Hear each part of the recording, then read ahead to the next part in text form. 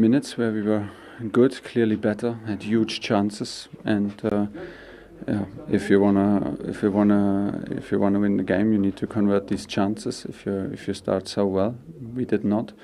Then we lost track. We did not do anymore what made us strong. Made it an even game, and in this period, we gave 2 presents away, and that was it. You say that you lost track. Can you just expand on that a little bit more? We just did not what we did for 20 minutes. We stopped doing. We had different ideas. We did not execute repetitive what we wanted to do and what we did in the beginning of the match. And there's no reason for it, and that's why the game was a bit stuck. But it was no problem. It was absolutely no problem. And then we gave 2 gifts away, and that cost us the game. What was the thinking at half-time? 'Cause you changed things around a little bit. Yeah, we tried, but it was never the plan. It was the execution of the plan. So maybe I should have stick to the plan and not give the signal. But we tried. We tried to implement a bit of a new energy. And honestly, I mean, we were again the better team in the beginning. We had again chances, but we have now, I think, the triple amount of touches in the box. But we have almost no shots on target. So.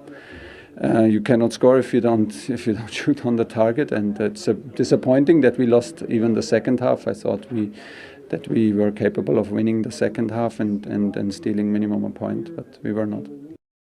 But 7 points from 9 as well for Leeds United, and as we've mentioned, a 6th Premier League win as Leeds United manager for Jesse Marsch. Jesse, how special was that? Yeah, I mean, it's a complete performance, right? I think we had a few different plans based on what they would look like, and the guys did a really good job adjusting tactically for what we needed. We wanted to play with confidence and with aggression, but do it in a way that it was still controlled. We wanted to be brave with the ball, and I think we accomplished a lot of those goals. So, you know, I said to them afterwards that the feeling inside, even from the first day I came, is that this is a special team and a special group. And the validation right now is important, but it should also mean hunger for us to continue to improve. Yeah, on that word hunger, towards the end of the second half, there was one point where your team had run 11 kilometres further than Chelsea. What does that tell you? Yeah, I mean, obviously our goal is to never be outrun, to never be outworked. But also what we're trying to add is to not be outthought.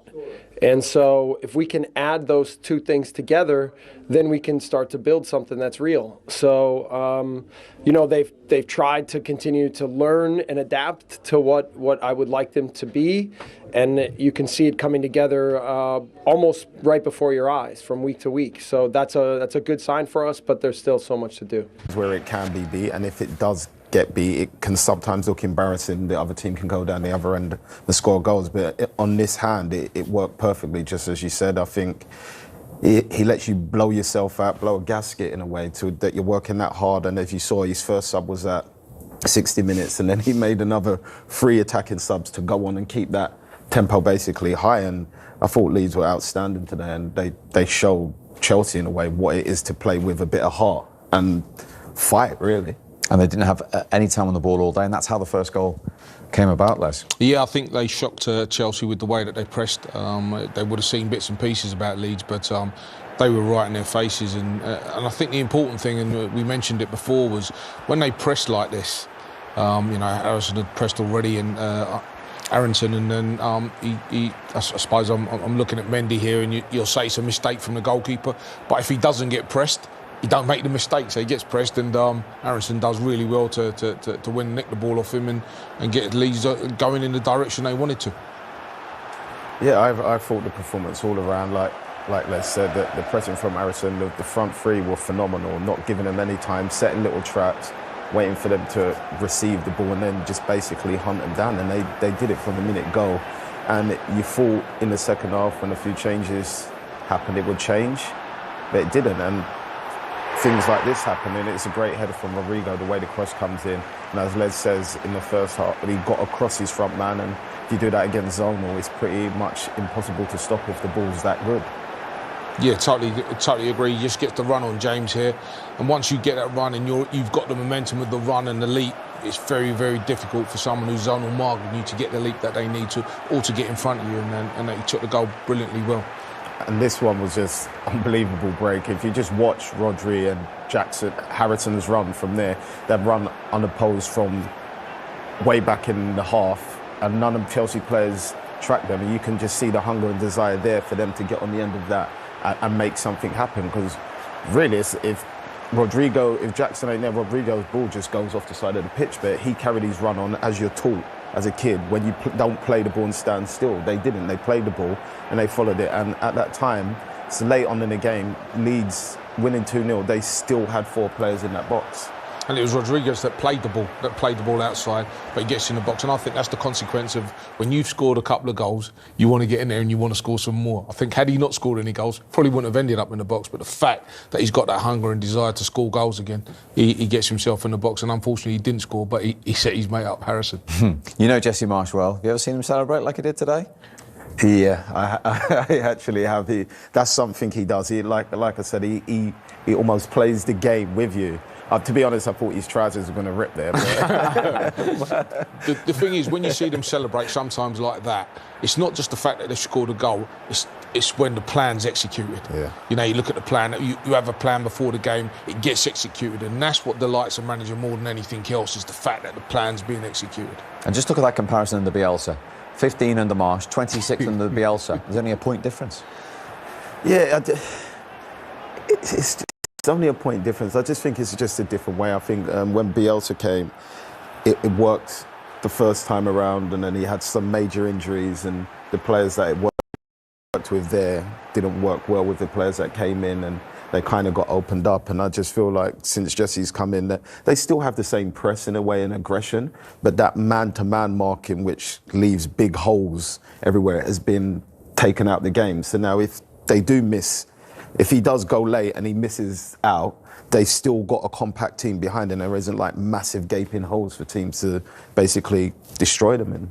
A day to forget for Chelsea got even worse. They finished with 10 men. The new man, Koulibaly, 2 yellows. Yeah, I mean, last week he was outstanding. This week, it was Aronson again here who turns him inside here and gets away, pulls the shirt, grips him round the neck, and he gets the first yellow card, which was understandable. He had to get a yellow card for this. And this one here, Les, I don't know what he's thinking. I think they're a long way from the goal. It is a great 1-2, but you've got to trust Thiago's there. He's going to come across. He's got to just let him go. I think this is Thiago's going to win the ball. It's just stupidity here more than anything else. I don't even think he realises what he's doing. He doesn't realise he's already on a yellow card, and I don't even think it's to stop him from getting the ball. It just runs across the path, and as defenders do, they stick their arm out. And when you do it at the time, he's thinking to himself, he's in the change room thinking, what have I just done there? Do you know what I mean? It's just the heat of the moment. In the last 6 seasons, he is the most red-carded player in Europe's top 5 leagues. So he has got a little bit of previous. Now, so the last time Leeds beat Chelsea was 20 years ago. A 16-year-old James Milner scored that day, but they're halfway to doing that today. And we'll look at the goals. The first of one, before that, you picked out the game plan before the game from your former manager, Jesse Marsh, and that was a big part in the way the goal came about.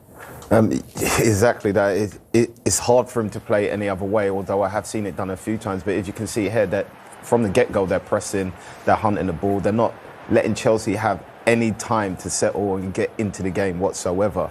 And they made so many half chances and some chances from it. And the positive thing, which Les highlighted, is that when they're pressing and they're winning the ball back, they're actually keeping the ball and doing something good at the end of it. They're not just giving it straight back to Chelsea, otherwise the press becomes too draining. So I thought they've been unbelievable personally. Yep, I think the way they've closed down, they're actually doing to Chelsea what Chelsea did to Spurs last week and didn't give them time to breathe. And every time they win it, and as you said, it's when you do win the ball back. And this is interesting because I think this is Aronson closing him down here. Aronson closes him down. He plays it out there, gets rid of it, and Chelsea do all right, but they still press him, win the ball back, and they keep it. And then in this next run here, again they press him, they close him down. Chelsea win the ball back, play it back, and look, Aronson closes him down again. Forces him to take that touch inside, and Mendy's not the best with his feet anyway. So in that position, you want him to clear him, but he must have felt to himself he might take a touch inside here again. It's brilliant. Like you expect Chelsea to be able to deal with some of the presses, and sometimes they will lose the ball, but I found they haven't been able to deal with anything Leeds have chucked at them. They have created 2 good chances, but that was kind of earlier on, I would say, in the game where they was a bit late on some of the presses they've done. But once they've got on time and all on the same page, Chelsea haven't really been able to do much, really. They're getting overrun in the middle. Jesse Marsch covering some ground in the cellar. You've noticed Leeds as a team covering obviously more ground than Chelsea, but the goal scorer we picked out as well, actually getting the goal, but he has covered more ground in that first half than any other player on the pitch. 5.6 kilometres Brennan Anderson has run. There you go. And as you can see, 5.9 rather, and there's only one Chelsea player on that graphic at half time. The second one was a more traditional goal, but again, the type of marking from a striker's point of view played into Leeds' hands. Yeah, I mean, I used to love playing against zonal marking because I think once you get a run, and if you see where Rodrigo makes his run from, just gets across, and when you get a run on the defenders, you see him just start off with Loftus-Cheek at the back here, it just makes the run. And it's very, very difficult because he's got the momentum and he just gets to jump ahead of him, and it's a great header, to be fair. And you know, he gets his 4th goal of the season, so he's on fire at the moment. We wondered whether they would have the firepower today, and they've shown that they have, Leeds. Yeah, and Jesse Marsch was talking about his experience at the captain's armband, part of the leadership group before the game. He's responded as well. He only got 6 in all of last season, and Rodrigo now has 4 for this season, and he is currently the Premier League's top scorer. So they have it all to do, Chelsea, in this second half. What do they do now, Thomas Tuchel? First of all, come out and start running. I think they're getting overrun a lot in the midfield. I think once Leeds do get the press, they just seem to be out. They got to respond by when they're losing the ball. They have to have a reaction and go back and try and win that ball back and get back and help their defenders, because Jorginho a few times has kind of been left on his own and they're just moving the ball around him quite easily, because we know that's not his strongest trait. He's good with the ball, but without the ball defensively, he will get opened up in areas, and Leeds are taking advantage of that.